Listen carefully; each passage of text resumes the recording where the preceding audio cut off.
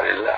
نسأل الله يزيل عنهم هذا الحاكم الطاغي الكافر صدام حسين، نسأل الله أن يقضي عليه وأن يبدي العراق بخير منه، وأن يرزقهم حاكما صالحا يحكم فيهم شرع الله.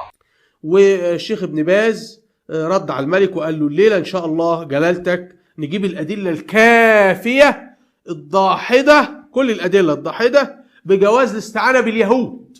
هو بيقول له احنا نستعين بالصليبيين، قال له احنا هجيب لك كمان اليهود لو انت مش عاوز، باليهود أنفسهم، وندلل على أن الرسول صلى الله عليه وسلم قد فعل هذا حتى لا يعترض أحد على الفتوى. لله.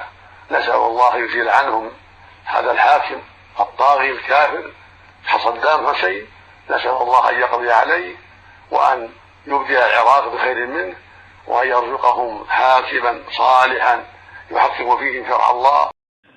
فلا بد من تهيئة يكون بها زوال هذا المنكر الذي رأينا أنه كفر بواح، لأن غالب الحكام في الأمة الإسلامية مستحقون الخروج عليهم من جهة فسقهم، يعني لمن خرج عليهم تأويل لفسقهم وفجورهم وكونهم يحلون ما حرم الله، وبعضهم ربما يكون كفرهم صريحا بنبذ الإسلام وراء ظهورهم وتحكيمهم غير الإسلام.